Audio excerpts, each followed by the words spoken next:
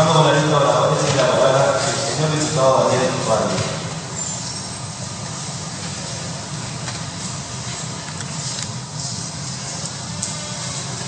Gracias, señor presidente. Un jurista polaco de familia judía, Rafael Lenkin, fue quien acuñó el término genocidio. En efecto, como recordaba el diputado Sebastián, Lenkin compuso la palabra a partir del sustantivo griego geno, raza, pueblo, el sufijo latino sidio, que significa matar. Para Lenkin, el genocidio refiere a aquellas acciones destinadas a destruir las bases de supervivencia de un grupo en cuanto a grupo. Hacia fines de 1946, el 11 de diciembre de 1946, la Asamblea General de las Naciones Unidas, recién creada, aprobó la resolución 96, en donde la palabra genocidio aparece por primera vez en un documento internacional. Y esta resolución declara al genocidio como un crimen de derecho internacional. Genocidio es la matanza organizada de un pueblo con el propósito de poner fin a su existencia colectiva. Requiere una planificación central y esto hace el genocidio crimen de Estado por excelencia.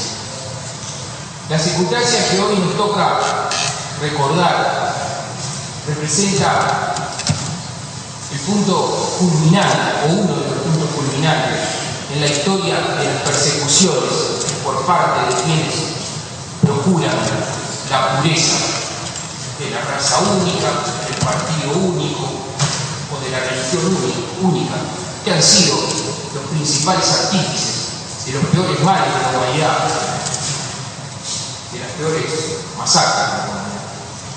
Sería muy tranquilizador afirmar que el genocidio es el producto de un conjunto más o menos numeroso de mentes desquiciadas, pero la verdad es que siempre hay quienes tienen estos delirios de pureza hasta nuestros días, y lo que es peor, sobran quienes pretenden justificarlo por razones históricas, geográficas o políticas.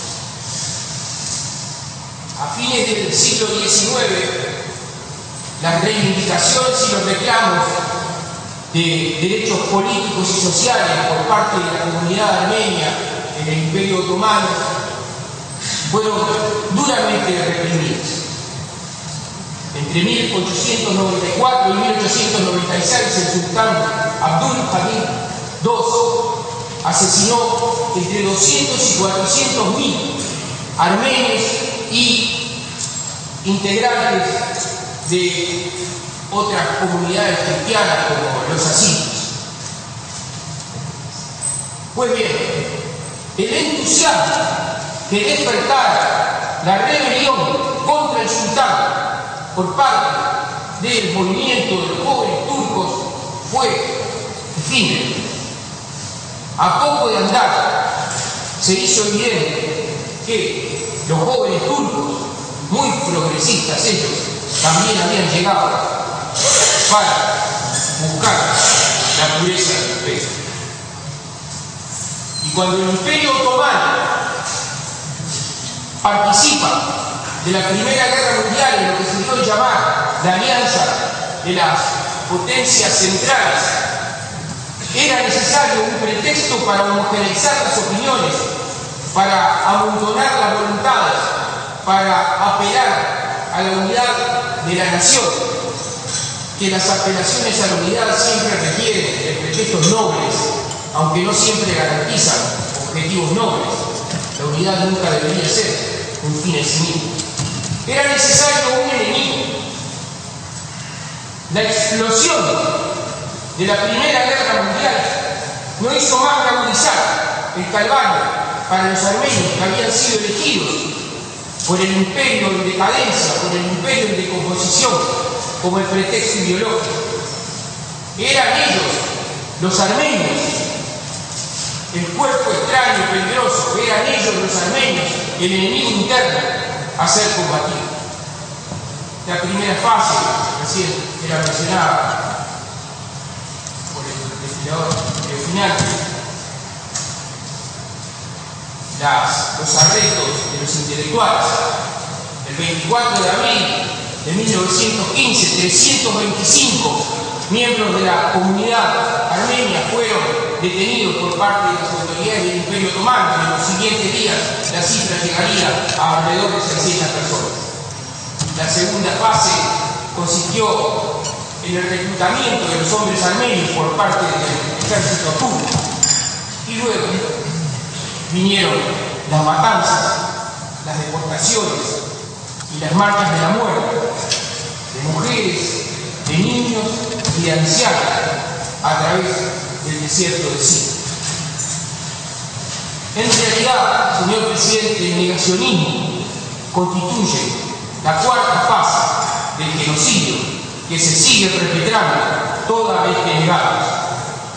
O sea, el genocidio continúa toda vez que se pretende negar o desconocer las violaciones a los derechos humanos más elementales.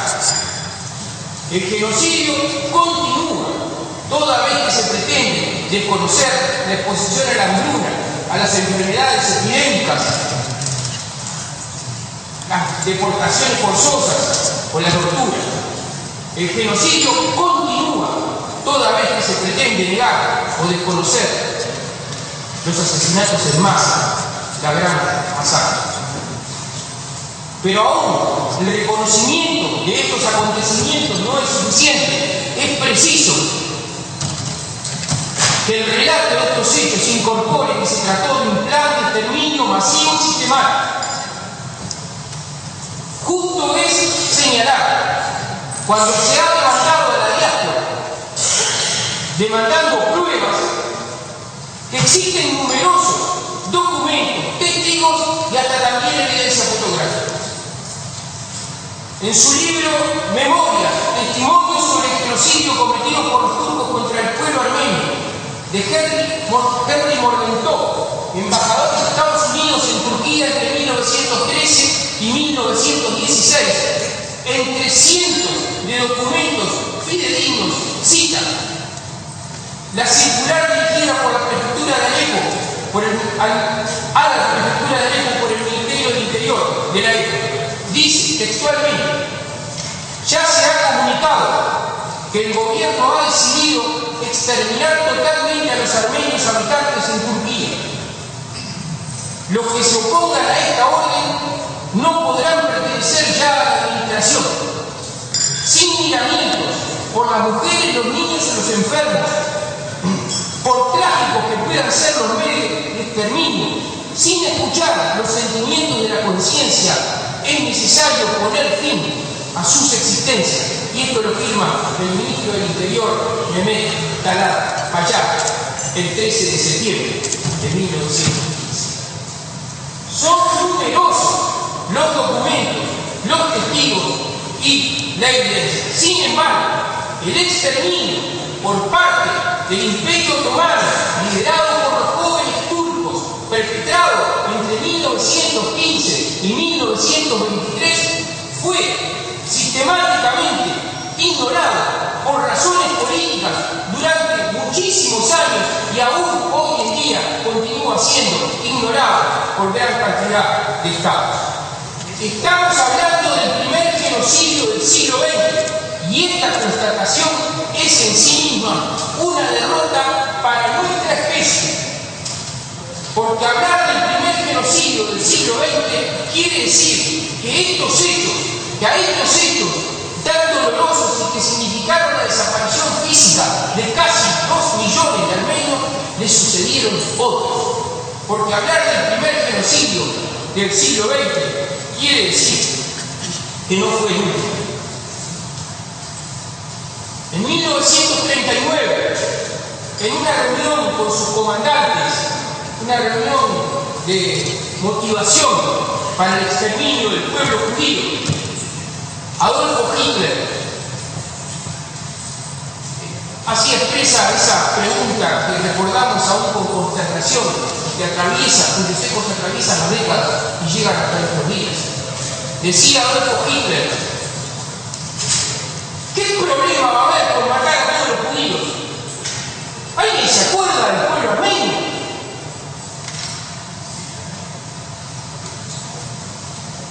Nosotros lo recordamos. El mundo sabe de la nación armenia. Ya hemos dicho en esta casa que la nación armenia no necesita de ninguna propaganda, de ninguna camiseta de fútbol. Acá está el Parlamento uruguayo recordando.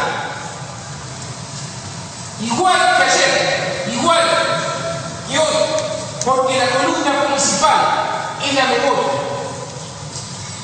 El recuerdo y el reconocimiento a quienes fueron víctimas y a quienes sobrevivieron, a quienes resistieron y a quienes no resistieron. El recuerdo y el reconocimiento a la diáspora, a la construcción de cada escuela y de cada iglesia que en cualquier rincón del mundo hace expresa la vigencia de una nación y la derrota de los prepotentes. Porque a esta altura del camino, señor presidente, está claro que tanto dolor no ha hecho sino fortalecer esta identidad de Europa. Acá está el Parlamento uruguayo, hoy como ayer, recordando, y lo hacemos sin culpas, sin complejos y sin vacilaciones, porque sabemos que las manos que hoy se tienden solidarias, igual que las que se levantaron hace 50 años, no se manchan con petróleo, no se manchan con petróleo.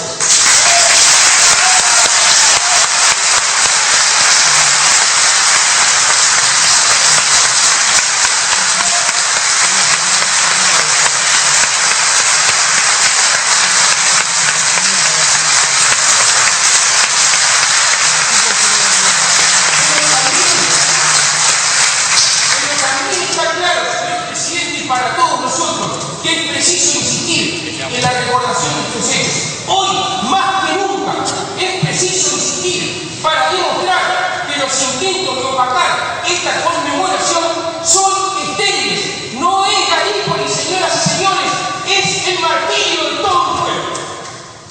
Pero además, está claro que el ejercicio de la memoria colectiva no es suficiente. Otra vez tenemos que reclamarnos una autocrítica profunda sobre la forma y la doble moral con la que solemos juzgar los acontecimientos históricos. Ya hemos pasado demasiado tiempo buscando la seguridad de una protección ideológica que nos brinde la sensación de tener todas las respuestas de una vez y para siempre. Y además, no es extraño que en más de una ocasión seamos condescendientes con el accionar de los gobiernos que reprimen a quienes piensan y sienten diferentes en aras de presuntos ideales de beneficio social. Una y otra vez encontramos pretextos y enemigos para justificar a los opresores. No nos suena tan lejano. Los orientales solemos exponer con orgullo la situación de haber sido el primer país del mundo en reconocer el genocidio armenio, reconocer el genocidio contra el pueblo armenio, en el cual tuvo un rol protagónico, como se mencionaba aquí, el doctor Enrique Martín Moreno, que la bancada de legisladores de la lista 99 de la Constitución Política. Los orientales exponemos con orgullo la situación de haber sido el primer país del mundo en reconocer el genocidio. No perdemos oportunidad de recordarlo. ¿Por qué? ¿Cuándo creemos nosotros que es el mérito de reconocer una verdad? ¿Por qué creemos que tenemos que sentirnos tan orgullosos y hacernos cargo de una realidad que rompe los ojos y que reclama de la solidaridad del mundo entero? ¿Pero es que acaso, regodeándonos en esa actitud de autoelogio, sentimos que obtenemos algún tipo de exoneración para el deber de continuar avanzando? Porque tal vez ya hay tiempo, sí, señor presidente, tal vez ya hay tiempo de tomar la delantera en otros asuntos, tal vez ya hay tiempo de resistir las dádivas sospechosamente apuntan también hacia nuestro país. Tal vez ya es tiempo de dar nuevos pasos hacia adelante, más pasos también vinculados a la cuestión armenia, para que no le puedan arrancar nada a esa paloma herida sencilla. Tal vez esa sea la mejor manera de honrar nuestra histórica hermandad. Tal vez, en lugar de ser autocomplacientes, dar otros pasos. Tal vez esa sea la mejor manera de recordar. Tal vez, señor presidente. Muchas gracias.